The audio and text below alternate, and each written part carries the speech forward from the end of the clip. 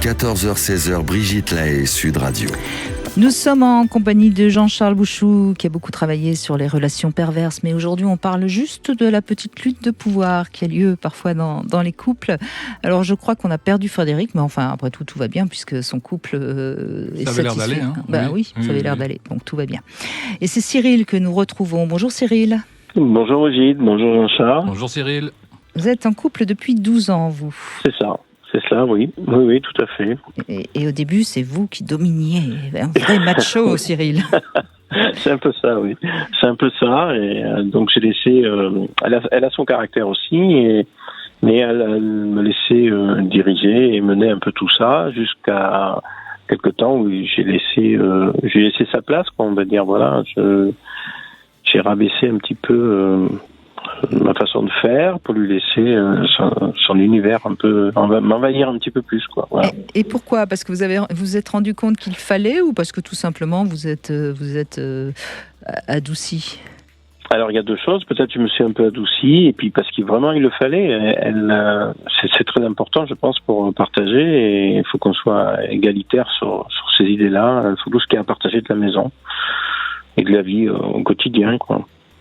Vous avez senti que ça ruait un peu dans les brancards et qu'il fallait mettre un peu de laisse, lâcher oui, un peu un petit peu, parce que j'entendais souvent qu'il fallait que ça passe par moi, et ça dépassait la pensée. Des fois, dans les mots, j'entendais des échos. Il fallait me demander à moi avant tout, et je me suis dit ça va pas, ça peut pas continuer à fonctionner comme ça. Et alors, dites-nous tout. Vous êtes plus heureux aujourd'hui comme ça ? Oui, ça va bien. Ça va bien. Ça va très bien comme ça. C'est vrai que elle a pris des responsabilités que j'avais avant, et moi, ça me repose sur certains points, et c'est bien. C'est bien, et ça nous permet aussi sur chaque décision de toujours partager, d'en parler, savoir si on le fait, si on le fait pas, ou comment on fait. Et elle me donne bien le change, quoi. Avoir le change, je crois que c'est essentiel pour le couple. Si on l'a pas, même qu'on soit d'accord ou pas d'accord, mais ça nous permet d'avancer. Voilà. C'est intéressant parce qu'on voit comment ce couple a bien évolué. Oui, chacun est devenu adulte. Ils sont passés, apparemment, je m'avance parce qu'on ne se connaît pas, mais d'une relation, comme je le disais tout à l'heure, parent-enfant, à une relation adulte-adulte. C'est très très bien. Comme je vous l'avais dit lors d'une précédente émission, je crois que le couple, c'est une grande thérapie qui nous est proposée là, et là, visiblement, c'est réussi. Oui, ça rejoint exactement ce que vous dites, parce qu'en fait, on était parents tous les deux. On est un couple recomposé, on était parents tous les deux de chaque côté, et puis les enfants grandissant, après on s'est beaucoup plus rapprochés, et on s'est mis ensemble. Voilà, donc effectivement, on a évolué dans ce sens-là, c'est vrai. Et alors, dites-nous tout, Cyril, ce côté un peu dominant que vous aviez au début, c'est la copie conforme de votre père ? C'était votre modèle ? Alors pas du tout, parce que chez mes parents, c'est ma mère qui a toujours dominé mon père. Donc c'est tout à fait l'inverse. Ah oui, vous avez pris l'opposé. L'opposé, ou c'est la même chose ? Oui, c'est la même chose, mais c'était ma mère c'est ma mère qui a toujours dirigé et contrôlé le fonctionnement de la maison. Justement, en tant que petit garçon, vous regardiez votre père comment alors ? Qui se laissait dominer par votre mère ? C'est étrange, je sais pas trop. Un petit peu comme si il continue à le faire, il décide pas.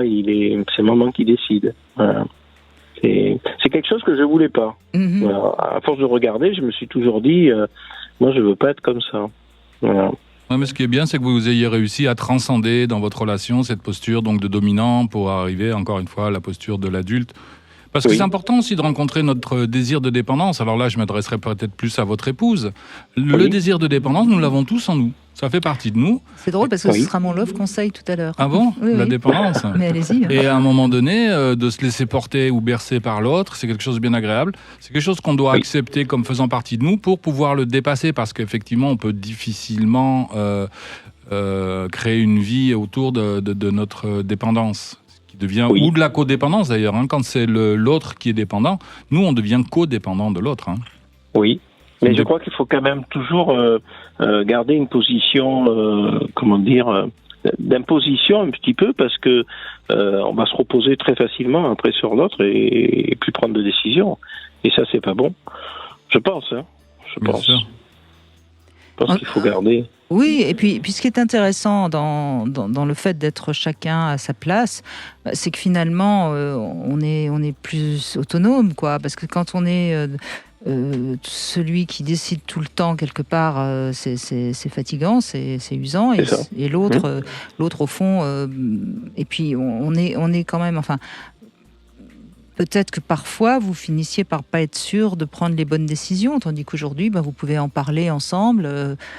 Et puis, il y a une communication qui s'est certainement élargie. Alors, ce que vous dites, c'est tout à fait vrai. Ça conforte. Des fois, souvent, même, on est dans le doute, savoir si on prend la bonne décision. Et le fait de le partager, ça dure des fois 2-3 jours, et ça permet de savoir si on est sur la bonne voie.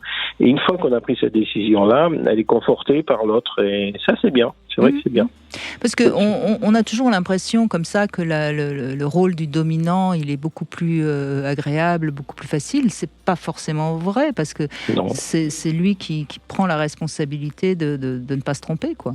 C'est ça, et s'il se trompe, il prend des coups dans le sens, on lui fait la remarque sans arrêt qu'il s'est trompé aussi. Hein. Donc voilà, c'est bien le partage. Oui, on avait fait une expérience avec des rats. Alors on mettait 6 rats dans une cage, et puis s'ils voulaient aller manger, ils devaient passer par un petit conduit qui était vraiment très étroit, qui rentrait dans l'eau pour aller dans une petite pièce où il n'y en avait qu'un seul qui tenait. Oui. Et on s'est aperçu que sur 6 rats, il y a automatiquement une société qui se met en place. Vous avez 2 dominants, 2 dominés, un souffre-douleur et un indépendant. Et c'est-à-dire que les dominés, eux, vont chercher la nourriture, l'amènent aux dominants et se nourrissent des restes. Eh bien, on s'est aperçu, lorsqu'on prend leur tension interne, que les plus tendus sont les dominants qui doivent tout faire pour garder leur place. Ah oui, d'accord. Moi, j'ai vu des études faites sur les troupeaux de chevaux, justement.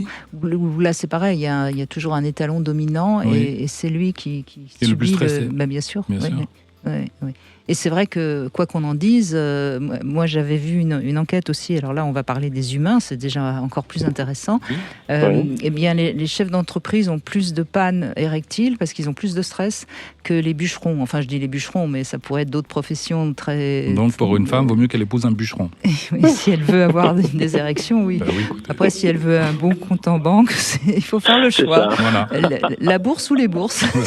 C'est ça, c'est pas mal. Non, mais c'est vrai. Alors, je schématise un peu l'enquête, mais la position dite haute, parce que ça reste une vue de l'esprit dans notre société, est difficile à tenir et coûte cher en énergie.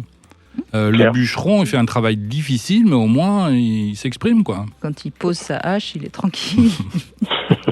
Et puis, en plus, il a du bois pour chauffer. Alors... En plus de ça, voilà. Bon, écoutez, merci Cyril de votre témoignage et bravo, parce que vous avez fait un beau chemin.